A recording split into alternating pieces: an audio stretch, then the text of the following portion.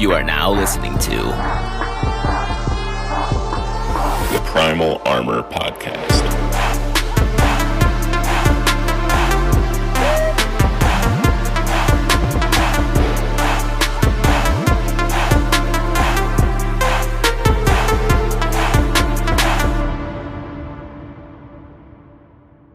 This episode is sponsored by Executive Fit LLC. They build custom deadlift platforms, custom barbell storage pieces, and make indoor and outdoor signage for your home or corporate gym. Every platform that pairs with a rack is customized to that specific rack, so everything fits nice and clean. And they ship nationwide. Each platform has a logo applied in a way that makes it impossible to peel up from wear and tear. They even make custom nameplates for your squat rack. Visit executivefitllc.com to request a quote and see what's available on their store. That's executivefitllc.com to upgrade your deadlift game today. Welcome back to episode 73 of the Primal Armor Podcast. We're officially into the new year, so hopefully that means that you've been working on those goals that you set after listening to last week's episode. This week, we're going to be covering whether or not you should be taking creatine as a supplement and if it will help you reach those goals that you set. I remember being back in high school and seeing some of the other athletes that I was playing sports with take creatine, and I basically viewed it as the same level of steroids back in the day. I was very uneducated on the topic, and I wasn't going to be taking something that I knew nothing about. And I still had that same mindset, that I'm not going to be taking something that I know nothing about. But now I have that knowledge and base behind me, so I know what is and isn't good for my body. But I know so many people out there look at things like creatine the same exact way I did back in high school.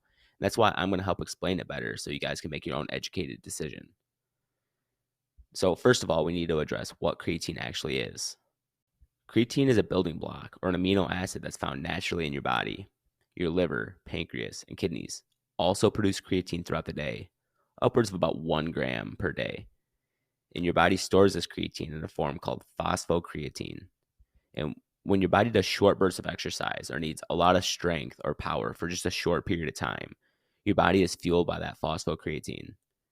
When you sprint, jump, weightlift, or just anything like that where it takes a ton of energy in just a very short period of time, like under 10 seconds, your body turns phosphocreatine into ATP, which is literally the body's fuel. The more ATP that you have, the better you'll perform. And the more creatine you have in your system, the more ATP you can produce to perform those functions. And your body can produce it, and you can also get it through your diet. Red meat and seafood are great ways that people usually tend to get creatine in their diet. But still, these are at levels way lower than what creatine supplementation can actually give you. If your body can't produce enough creatine to get you to push through the last set of 5 reps of an exercise or sprint a full 100 meters or 200 meters without just totally dying and feeling gassed, then that's where creatine supplementation can have its advantages. It's going to give you that extra fuel in those last few reps or push you just a little bit farther or a little bit faster on those explosive movements like running and jumping.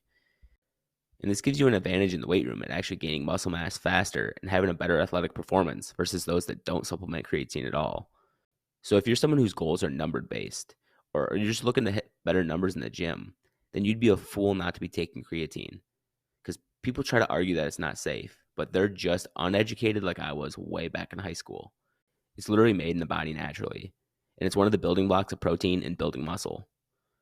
And where I want to push people to really consider to take creatine is if you have a vegetarian or a vegan-based diet, because they're really going to be lacking creatine levels because they won't be getting it in their diet.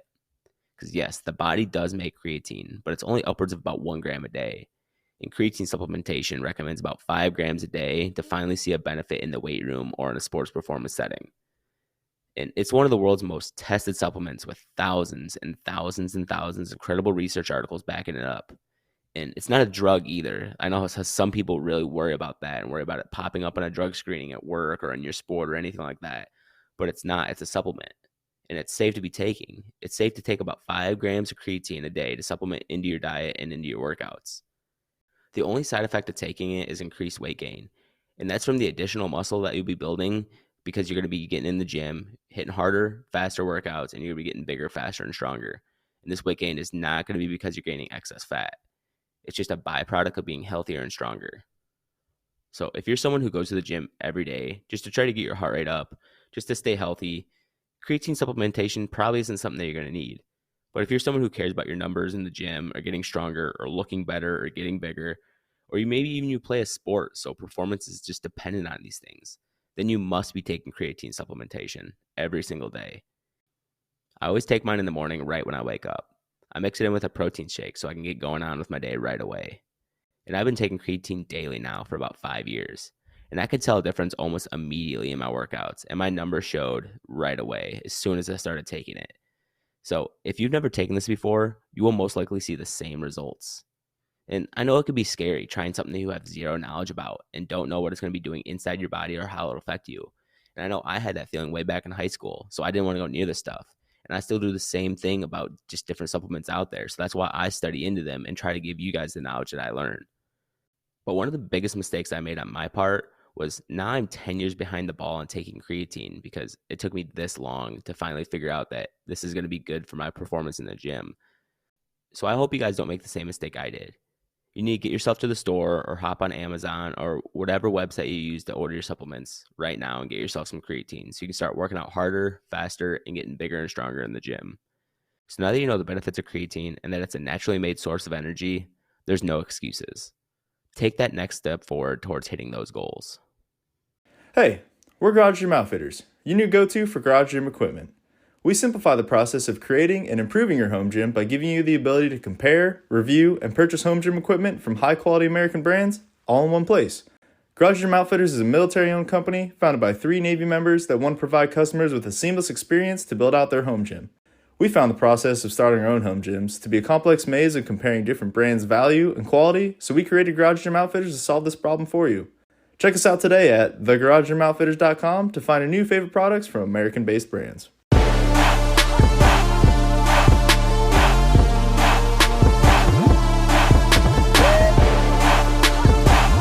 I just want to thank you for listening to today's podcast, and we'll see you back here again next week.